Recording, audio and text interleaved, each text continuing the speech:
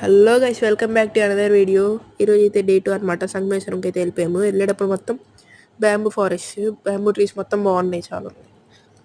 ఇదైతే వాటర్ అనమాట. ఇక్కడైతే దేవుడు 4 months బయటకు వస్తాడు, 8 months నీళ్ళల్లో ఉంటాడు. రైనీ సీజన్, వింటర్ సీజన్లో మాత్రం నీళ్ళల్లో ఉంటాడు. మేమైతే సమ్మర్ సీజన్లో వెళ్ళాం కాబట్టి ఒక 1.5 kilometer అలాగా లోపలికి ఉండిద్ది.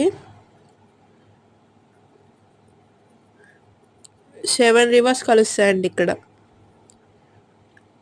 అక్కడ స్టెప్స్ కనిపిస్తున్నాయి కదా, అక్కడ వరకు వస్తాయంట వాటర్. ఇక్కడైతే ఒకప్పుడు మునులు ఋషులు అందరూ తపస్సు చేసుకునే వాళ్ళంట.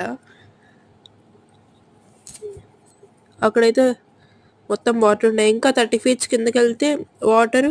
అప్పుడు మనకి భీముడు విసిరేసిన లింగం అయితే కనిపిస్తుందంట. ఇక్కడైతే శివలింగం ఉంది.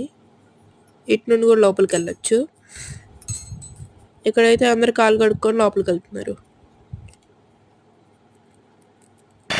బోట్ కూడా ఉంది, ఫిషింగ్ బోట్. నెక్స్ట్ వచ్చేసి ఇటు మెయిన్ టెంపుల్కి అయితే వచ్చేసాము. సైడ్ కూడా కొన్ని టెంపుల్స్ ఉన్నాయి. ఏమైంది? ఇక్కడైతే చుట్టూ కూడా చాలా టెంపుల్స్ ఉన్నాయి. దీనికైతే చాలా హిస్టరీ ఉంది. చాలా పురాతనమైన గుడి. చుట్టూ టెంపుల్స్ ఇవి. అక్కడ ఫ్లాగ్స్ కనిపిస్తున్నాయి కదా మీకు, అక్కడ వరకు వస్తాయంట వాటర్.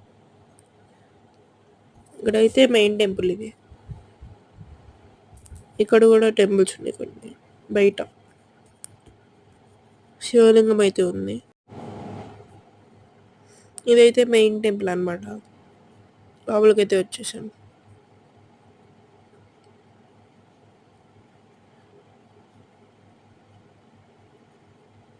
అప్పుడైతే బాగా సన్నీగా ఉంది వెదర్ మాత్రం. ఇక్కడైతే హిస్టరీ అని చెప్తున్నారనమాట.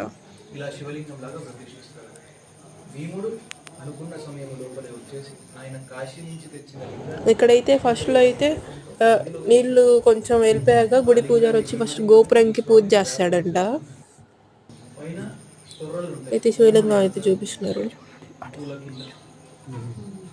అదిగోండి దేవుడు. ఇప్పుడు నదులు కూడా 7 నదులు కలుస్తాయి అంట. ఇక్కడికైతే పంచపాండవులు కూడా విజిట్ చేశారంట ఇక్కడ. సో కొంచెం పైకి వస్తే మాత్రం మనకి ఇంకో టెంపుల్ ఉంది. ఇక్కడైతే 7 rivers నేమ్స్ కూడా కనిపిస్తాయి మనకి ఇక్కడ బోర్డులో కింద. ఇక్కడైతే నవగ్రహాలు కూడా ఉన్నాయి. సో ఈ వీడియోకి అయితే ఎంత గైస్. నెక్స్ట్ పార్ట్లో మహానంది కూడా పెడతాను.